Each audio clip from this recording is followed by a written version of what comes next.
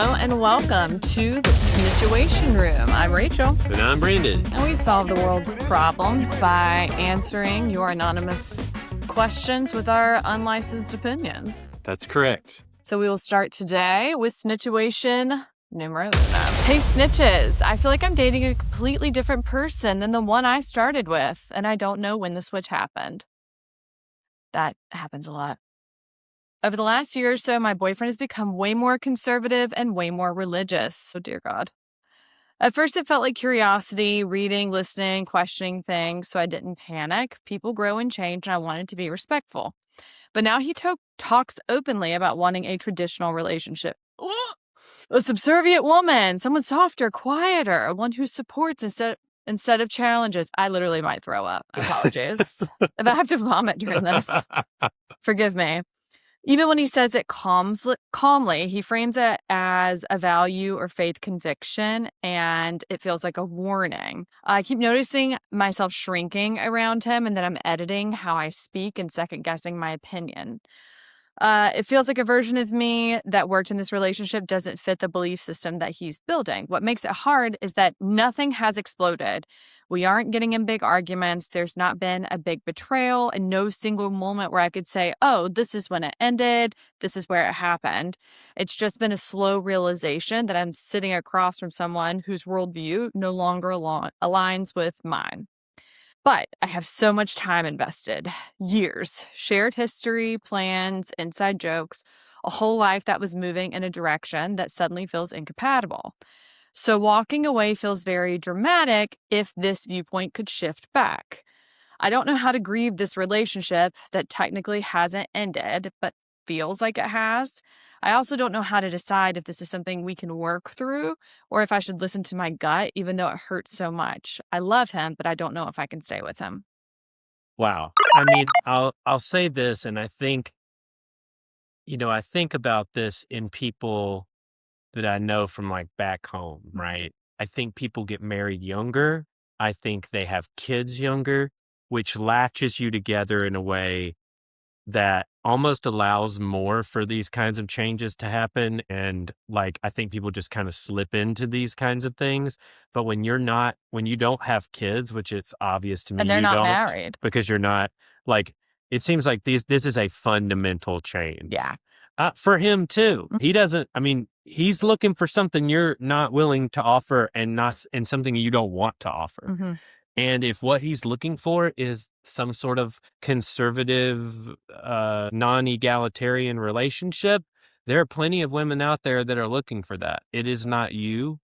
And I would say, honestly, on an initial read, I would say for you and him, run, don't walk. Mm-hmm. If that's really how he's becoming, it just seems like completely, from an outside perspective, it's like, I would just tell you, it will not work. Like, you will be unhappy, and so will he. Yeah. Well, I think it's really hard when you've been with someone for a long time and they get sucked into the manosphere, because it does happen slowly. And then by the time you recognize it, you don't recognize this person anymore. And so it can be difficult. And when you have these shared memories and you love this person, but they're mirroring back to you something that you don't recognize, I understand the hesitation and the heartbreak. And it sounds like there's this sunken time concern. Yeah. Don't worry about that. I would also say it seems like if I could say what I feel like you're contributing to it is that you're not having the conversation. Yeah, you got to talk to him about it. I think it would be wrong to continue down this thought path without bringing him into it and expressing your concern and your values and your distaste for what he is kind of slipping into. I think you owe him that, I feel like, and owe him the opportunity to not convince him, but point out, like, I often think that men get like this and kind of very much gravitate towards this line of thinking when they feel disempowered somehow. Yeah. And I'm not saying that's not your fault. That's not your fault. And or your job to empower him. No. But it might be a reasoning, like, has he lost a job recently? Yes. Yes. Is he, something? If you can point to what that is to help figure out a trigger, that might be helpful for you. And for him, just like maybe Yeah. he realizes like, yeah, maybe it is just like, maybe it's, maybe it's that he wants a family. Maybe it's like there may be something at the core of this that is wanting, like he may think that he may have it inside of himself that you're looking for him to become more, to lead more or to do something. The danger I of don't the know. manosphere, though, is that what they relish is this type of relationship where the man gets more conservative and forces the woman to comport to that. I think like so that's why I'm like, you need to get out. And it's also done in a nefarious way where they don't even realize they're being sucked in until it's too late and they're sucked in. And there are like gateway drug individuals that bring people into the manosphere, and then there's like the deep manosphere. Yeah, you need to figure out where he is. Yeah, and I think that's what it sounds like to me. This sounds like a manosphere, like I listen to too many podcasts kind of individual. It is happening a lot. Like it happens to even friends of mine where I'm like, I never thought this would be a thing. And then they start comporting these ideas that you're just like, wow. But what's crazy is that for me, they start saying that and I'm like, what the hell are you talking about? And then when it's met with immediate pushback and you can point to stuff, some of them are like, huh. And I'm like, you're literally not getting any pushback from anybody else who can bring facts to the table. Obviously, some of them don't like that, but it is interesting how some of them are in their own little worlds. And the minute that they hear actual ideas from other perspectives, they're like, oh, I didn't think about that. It's interesting to me, like the whole manosphere thing and really just like the whole conservative view of men is it basically tells them that they have no value if they aren't just leading, if they aren't controlling, if they aren't primary decision makers. Like if you take any kind of support role in your relationship or even in like an aspect of your marriage or parenting life, then you're some sort of weird beta. And I think that's so messed up. And it leaves women like feeling not supported in like emotional ways. And it leaves men feeling unable to handle complex emotions. Like, meanwhile, these same men are like subservient to dear leader and other people who are like, oh no, we love that. Please do it more. And I'm like, what? What is this? And I'm not, by no means am I going full Scott Galloway and telling you that the plight of men has just gotten so poor that we can't. That women must do something about it. Yeah, that's insane. I'm sick of hearing about it. But I think the only thing that I see wrong with your perspective and how you're handling it is that you have not brought him into the conversation. Yeah, that would be the only thing. You need to let him know how you feel, even if it's on your way out. That's perfectly fine. And I also think like give him I know you're more on the divorce this man train. They're not married. I'm just saying like get rid of him immediately. I'm just saying like at least allow him to respond. Yeah. He may just be like, oh, sorry. I honestly thought from some of our conversations you were wanting me to take more charge. You were wanting to what this or I guess the stuff that I'm reading that tells me that she needs to leave is that she's shrinking, editing how she's speaking, worried. These are all like I said back. I mean, all I can take from that is these are all things she's done without mentioning any of this to him. Yeah. She shrunk herself because she got concerned that it would be the end of the relationship. Yeah, but she's saying that it's because when they do talk about it, he's framing it within religion, and that's really difficult to combat. So that's why I'm saying I just don't think. Yeah, it may just be that's going to work. Primary. Yeah, like if you're not involved in that religion and he's going to break up with you anyway. Well, yeah, the sunken cost is going to be yours. Yeah, the sunken cost analysis, it's already sunken. He will break up with you if he begins to be even more embroiled in this religion, whatever he's doing. Having grown up in it ourselves, we can attest to that. So I would go ahead and get out now, because if for no other reason than you all just have different worldviews and values, and you're not going to be a match later, and you're saving each other some time. Hey, Snitchuation 1 done. You're welcome. All right, Snitchuation 2. Hey, Snitches, I think I might be losing friends over politics. Oh boy, this one's political. And what scares me is that it didn't happen during a fight. It happened in the quiet afterward. A few weeks ago, everything going on in Minnesota with ICE came up in our group friend chat. protests, raids, people getting detained, the videos circulating online. It felt impossible not to talk about it. These are people I've known for years, college friends, weddings, shared apartments, the whole thing. At first, it was just links and reactions. Then someone made a comment about law and order and how people should just follow the rules. Nothing explosive, just cold and detached. And suddenly I felt a wave of disbelief, like I didn't recognize who I was talking to. I tried to explain why it bothered me, why I felt it was bigger than politics, why it felt like a human issue and not a talking point.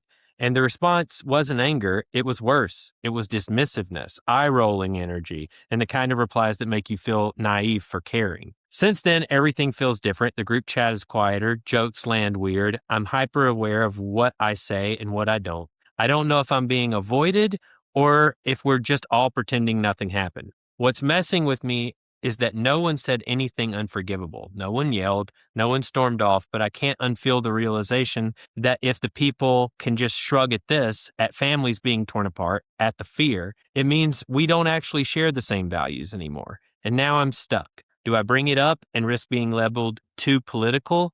Do I slowly pull back and grieve friendships that still technically exist? Or do I accept that the long-term friendships don't always survive moments when the world asks you to take a moral position? I mean, you know how I feel about this. I have a lot of friends who disagree with me about politics. I don't think that I have any tight, close friendships right now who disagree with me about the morality of what's going on. So for me, if I have a friend who can look and see a 5-year-old being arrested, who can see someone being shot in the face, who can see people being terrorized and be like, that's actually good. I don't know why they can't just follow the law. That's not really a person that I want to be close with right now. Yeah. Like, Yeah. we fundamentally see the world differently. Having said that, what's difficult about bringing everyone together is that we need to be having those conversations with one another when they're hard. But it's, for me and my personality, it's really difficult for me to have it calmly. You're really good at it. So I, with those people, have to step back and cut it out. You're very good at engaging. Well, even for a time, and there have been times where you have detached from friendships for a time and then kind of come back. And I think that's safe, and I think that's 100% good. I always desire understanding and getting to the core of why someone believes what they do. And I think it comes from working in church and doing the things that I do. But I mean, I just do not understand. This particular one is really tough. It's not about economics. It's not about this is the terrorizing people for no reason. And to look at this country right now or any country and think that the biggest problem that we're facing is illegal immigration is just so wild and far-fetched and insane that. And in Minnesota. Yeah. And it seems beyond the pale, beyond the scope. And so I understand where you're at with this because it's so fresh. It's going on right now. I mean, I think it's this morning someone else was shot in Minnesota. Being held down by 4 people. So I hear what you're saying, and I would say that it's okay to take a break from the chat. I think it's okay to take a break from the friends. I do think what Rachel said actually resonated with me is I think you do owe them an explanation. I wouldn't just cut them out. I would say, look, hey, I'm just going to be honest. This is how I see it. I know we may not see it the same. I'm not asking, I wish you would change your mind, but I'm not asking you to change your mind. I'm just saying I may need some space during this time because we are fundamentally seeing the world very differently right now. Yeah, that's what I did with my friends. I was like, we see this really differently. You know me, I get really activated and my initial emotion is rage, and I don't want that directed at you. No. I don't think it's productive for either of us. This is incredibly important to me. It's alarming to me that it's not to you. I mean, I had this conversation with my mother, I'm alarmed at how you see the world. And it feels as though you're alarmed at how I see the world. And so for a while, we literally cannot be in conversation with one another because I can't process that we are living in 2 different worlds currently. And I mean, don't even know. I mean, this isn't anything new, but the media that some people are consuming is just so. The algorithms are so dangerous because some people are not receiving any of the information that I'm getting, and I'm not getting anything that they're getting. And I'm trying to be sympathetic to that, but it is infuriating the level to which people will bury their heads in the sand to attach to their unconscious bias. And we all do it, myself included. So I think I try to have empathy. I try to have a calm conversation, but when they are unable to hear anything I have to say, that's when I'm like, you know what, this is not productive. And I do like the dismissiveness, all of that. Like that's when I'm like, okay. And I also see that just being a huge difference. Like we know we come from the South. Our parents were very involved in church. We come from the South. Growing up. Yeah. When religious people have convictions based on those beliefs that I disagree with and everything, like I have to think about it differently because their entire worldview is seen through the lens of this thing. Yeah. And it's like, that's who they are. And honestly, that's really sometimes just not going to change. But with this flies in the face of everything I was ever told in church. Thou shalt not kill. Yeah. It flies in the face of everything that Jesus said about. Like when Jesus was saying, like, feed the hungry, and the children, the immigrant. The alien. Yeah. Like all of these. It was like pretty explicit. And it just seems so detached from humanity. It is. And denying others humanity. Yes. And thinking that just because we're American or just because we live in this country, like we're better, that we're that it's a nationalism is a supremacy. Yeah. And so at the same time, I understand like, oh, you know, everybody always somehow is all concerned about borders and safe borders and secure borders. Like, I don't know. I don't understand that. I don't understand why Minnesota is under attack. I guess that's my thing. Like, as far as like borders, like I understand we don't want the cartel coming through with a bunch of drugs, you know, like whatever. I understand that we have to have some rule of law with nations. I get it. I don't understand murdering people, terrorizing people, and I really don't understand being like, you know where we need to start with this big ice thing? Portland, Minnesota.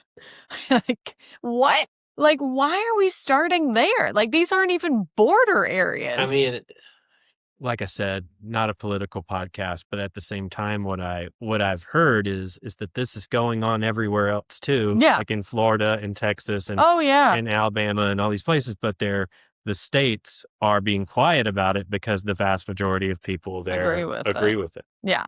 I gotta say, I'm so proud of Minneapolis. Yeah. One thing that's being really underreported there is that there's a whole network of people that are following ICE agents, reporting the tags. I mean, they are working together with no leadership in a way that is brave and incredible. And the more that ICE like steps out and gets crazy, the more these crazy winter people are like, well, you f***ed up. You came here and it's below 20. We're good. We're pulling out our winter stuff now. Yeah. We're out here in the streets laughing at your ass because you're trembling and I don't even have a hat on. Yeah. You know, like I'm really, really proud of them. And I think it is underreported how much work they're doing for their neighbors. I did hear talk that ICE is about to do a big surge in Philly, and God help them. Philly sets that city on fire if they win. Yeah. I mean, what? I mean, Philly fans are my least favorite fans, and I'm gonna tell you right now, they're dangerous. Yeah, I wouldn't want to mess with them. I wouldn't want to be ICE going into that city. I'll just tell you that much. One thing that ICE did that was interesting to me was like release some sort of memo about how, you know, we shouldn't fear for our lives around them. They should fear around us. And it's like, don't say the quiet part out loud. You don't own yourself there. It's like, you put that in writing. They need to be afraid of us. That's the whole point. We thought, okay, all right. Anyway, that was the political segment of this, but we didn't ask for it. We just had to. You asked for it, and we provided. And then this last one is a little less serious, a little more funny. Thank God. All right. Hey, snitches. I just moved in with my girlfriend, and I need to know if this is normal or if I made a huge mistake. Okay. I knew moving in together would be an adjustment, and I was prepared for different standards of cleanliness. I was not prepared for discovering that my girlfriend is, respectfully, kind of gross. Kind of gross. I don't mean messy and cute, throws her jacket in a chair. Hair everywhere. There's hair on our shower walls, in the sink, on the floors, just places that hair shouldn't be. There are feminine products in the bathroom trash that have been there long enough for me to start wondering if we're just keeping them there now, like decor. The trash can is right there. Wait, feminine products in the bathroom trash. The trash can is right. Oh, so like she's not taking it from the bathroom to the trash can. Oh, wow. So it's like tampons and stuff. Oh. Also, and I'm still processing this, occasionally she just doesn't flush. I don't know if she forgets or she thinks it just disappears on its own, but nothing prepares you for lifting a toilet lid and being confronted with the evidence that someone you love just took a shit. Wow. She leaves shit in there? I thought it was going to be a tinkle. Okay. Then we have the normal clutter. Man, he is reading this girl for filth. He is struggling. This is a snitchuation. I know. Okay. Let this man go. I know. Okay. Read his snitch. All right. And then we have the normal clutter, which is cups everywhere, clothes in piles, surfaces that have not been wiped down since we moved in. And suddenly I'm realizing I may have been dating a different person than the one with whom I now live. The problem is I love her. She's great. She's kind. She's funny. She just seems like a raccoon who pays rent. What do? Do I bring it up and sound judgmental? I don't want to sound like her dad. Do I clean like I have been and continue to slowly build resentment? Do I accept that this cohabitation is just happening and I have to clean everything? I thought moving in together would tell me if we were compatible long term. I don't know if this is going to work long term. What are your thoughts? How is she as a partner otherwise? Yeah. You know, so I would ask. Well, she's great. She's funny. She's wonderful. I mean, part of me, like, I'll be honest. If somebody is wonderful, smart, caring, your intimate life is great, like all of that is wonderful. And then one thing she's struggling with is being dirty and like leaving her hair places. Get out the vacuum, brother. You're going to be cleaning and count your many blessings that's the only problem that's wrong with her. Yeah, I mean oh God, but that would be awful. But also like how big's the apartment? And it's also like how clean is he? Because if he's type A, this is gonna eat. Well, it doesn't sound like he is because he's saying these surfaces have gone Yeah. Like that would could do that. That wouldn't work for me. Yeah. Like the idea that I would let it, like what would be happening to me is I would be so exhausted from constantly cleaning up after her. Yeah. That would be what is weighing on me. But I don't feel that that's him. Like he's letting these things go. It's like, should I just continue to clean around it and, you know? Yeah. No, hire a housekeeper, man. Oh, yeah. I mean, that's another thing. Like, I mean, depending on how much money you make, how much money she makes. Well, a few less coffees. You know, all right, Dave Ramsey. I mean, yeah, few less coffees, few less trips to the movies. Like, let's get that house cleaner, save the relationship. Budget in there, buddy. I mean, let's save the relationship. Pay a friend to come over and do it. Literally, whatever you got to do. But maybe that could be our side hustles. We just go and clean a relationship. Yeah. Would you like us to clean up after your raccoon girlfriend? Yeah, relationship counseling as well. Yes. Yeah. While we're cleaning, you can tell us your problems and we'll fix them. Wearing rubber gloves. I actually think that's a business. Is it? You think so? That's a business, like relationship counseling along with. We can call it relationship. Clean your shit while you tell us about your relationship. Relationship cleaners. Yeah, I like it. Yeah, I think we also like cleaning. Yeah. So. I mean, the non-flushing. I mean, that's funny. I mean, I like that you found some levity in this. It seems like from your writing that you found levity in the situation. And I think like you're better off to lean into that than to get frustrated. And there's no reason to like. Well, it's like, has he said anything to her? Yeah. And like, how reactive is she to being told that she's I mean, you could start by saying something like, it sounds like maybe start with the hair. That seems to be, he started with the hair. The hair seems to be what's bothering you the most. Let's start there. Don't even bring up the other stuff. Just be like, hey, babe, I can deal with everything else. The hair. I can tell you this man has found long hairs in his butt crack. Yeah, from I mean, that's every man who's married and you do laundry together, because I don't think any man is prepared, I especially. wasn't prepared for the first one. I mean, like with the first time and you pull hair this long out of your butthole, like that's a real wake up moment. I think people who don't live with women don't understand, but like when you do your laundry together, Yes. because women's hair sheds all the time, especially if you have long hair. Mm-hmm. And so it gets in your laundry and your boxers, it gets in there. And so you'll just be walking and be like, "Whoa, what's that?" And then you pull this crazy long hair out and it's jarring. Yeah. Yeah. Women, we're used to it. When I'm in the shower, I'll be like, "Whoa, pull a big one out." You know, all my hair that's falling out in the shower just gets stuck in my butt crack and I have to pull it out. So what's the worst situation you've dealt with like a roommate? And it can be me. Of It's like not you. of like seeing something like really dirty. I roomed with someone for a summer and there was black pubic hair found behind the toilet. Like in a clump. That was yucky. I lived with someone who got angry with me when asked to put things in the dishwasher or take out the trash. Clean the bathroom ever. I cleaned our bathroom every single weekend. I'm trying to think. Someone in my freshman dorm got what was it? Staph infection. Oh yeah, I forgot about that. And I was the only one who cleaned the bathroom. I started wearing shower shoes in the shower. I literally started getting a rash on myself, which I thought was the staph infection. You're over-cleaning?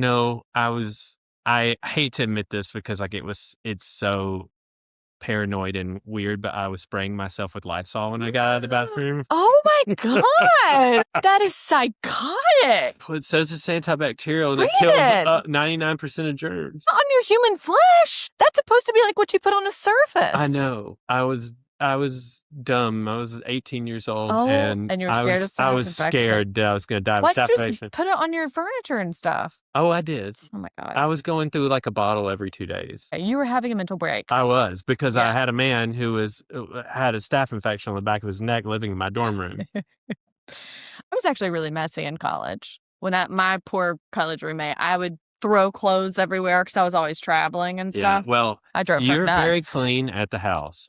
When you go on a trip, you spread out over a hotel room unlike anything I've ever seen. Yeah. It's like your suitcase explodes. I'm two different people. It really is. Yeah. Like when I get into and like I'm like even more. I'm more anal about it in a hotel room than I am at home. I'm a little more spread out at home, and I'm like, pick it up, tighten it up. But when I'm in a hotel room, I'm like, I want everything in its place. I don't want the room to be all. That's crazy though, because I'm like, at home, this is my space that I take care of. So I want it to be clean. I want us to have everything picked up. I do a little pickup every day, try to keep everything in its place as much as I can.